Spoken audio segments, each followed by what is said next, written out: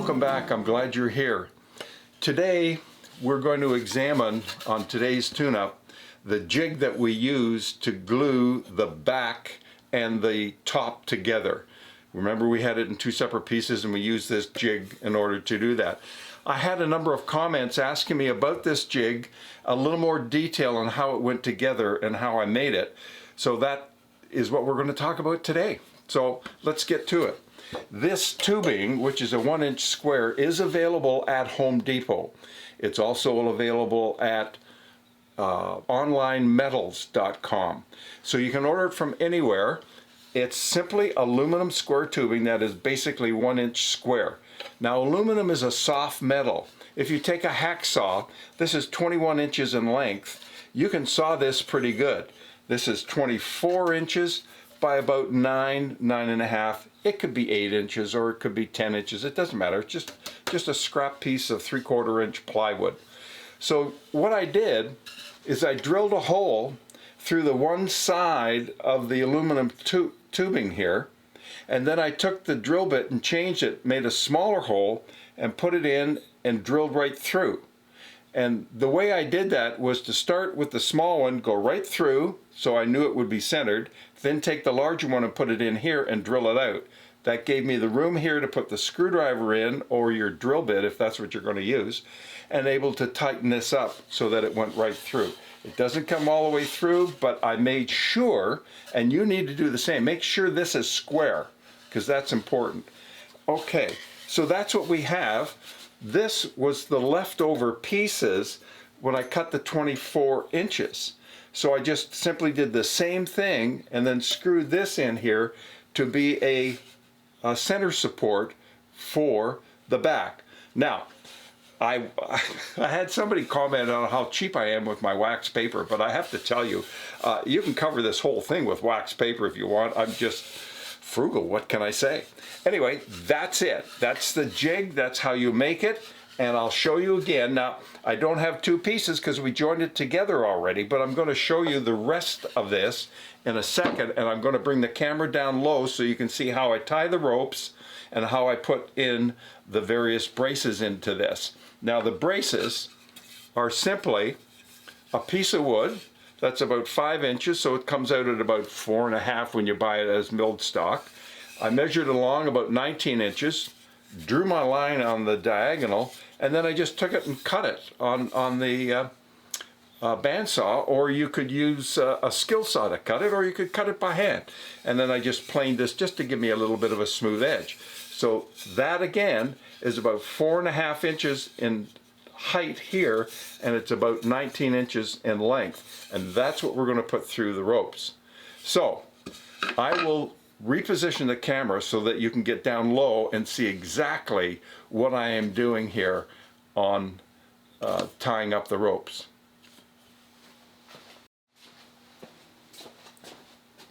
Now here we are with the jig on the workbench, and you can see, I hope, that there's a notch that I cut into here. Because it's aluminum, it's really easy to do. I did it with the hacksaw, took a pair of needle nose and I just snapped off that so there's a little slot here. And then when I took the rope that I used to tie this up, I simply tied a knot in the end of this rope, if you can see that, and it goes in here like this. So it holds it, and then I come across on an angle, and then I end up coming back on the other side. So let's put the top back on here so you can see firsthand what that's going to look like when it comes across. Now this is a top that we've already done, but it will give you an idea. Again, I put this into here. It's up tight.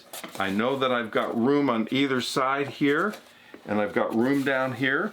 So I've got this pulled fairly tight, and I simply bring it across here underneath, and then I bring it back up again, and I run it down to the other side underneath, and then back up here like so. I can come underneath here, and then I can just simply come across to here. I'm coming across, straight across to the other side, and I'm going underneath and then back across over the top like that. On the one side, because I'm coming from this side, I'm going to this side. So I'm coming from one side to the other. So I'm on an angle. And then I'm coming back over here like this. And I wrap this around and I keep it nice and tight here, as tight as I can get it. Normally, by the way, I would have at least 4. But since we were already done, I just want to give you a quick idea of what this is going to look like. We'll do this one. And then I come back around again. I come back to this side. So I got lots of string around there. I wrap it underneath. And I come across again to the next one. Okay? So that's what I do there. Now, what I end up doing here is I lift this and I push this underneath.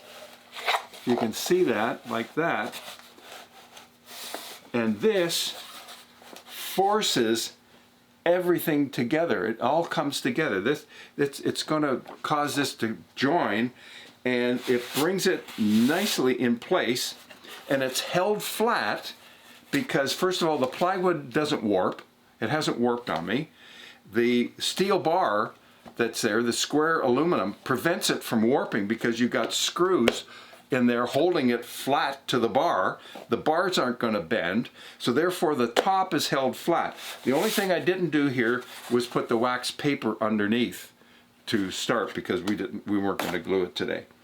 So that's basically all I do, and then I just simply leave it, and then I come back, I simply pull this out like so, and then I unwrap all of this, and we are good to go.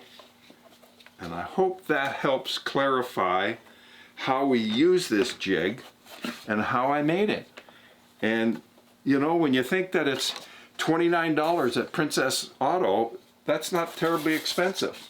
So there you go.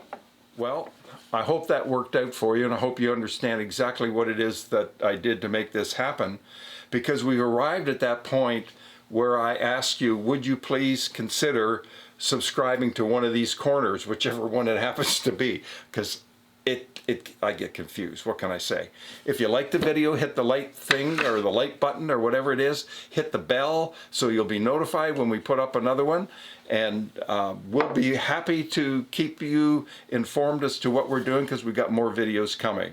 Now, this weekend in Canada, we celebrate the Canada First holiday, the birth of Canada, and we have lots of celebrations going on, so happy birthday, Canada.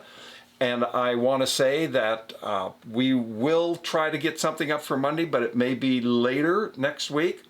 And then next week we have the 4th of July for all of our American brothers and sisters down there, celebrating the 4th of July and the Day of Independence. So congratulations to everybody in Canada and the United States. Isn't July such a great month? Oh my goodness, I love it. Well, you know what time it is. That's about it. We've talked about the bell, we've talked about subscribing, we've talked about all that other stuff. And so now it is time for a good sip of English breakfast tea, if you will. And I hope that one day you get the chance to have some English breakfast tea and enjoy it as much as I do. Let's try this. Oh man, that gets better every cup I make. It's really terrific. Well, that's it for me. I'm out of here. Bye for now.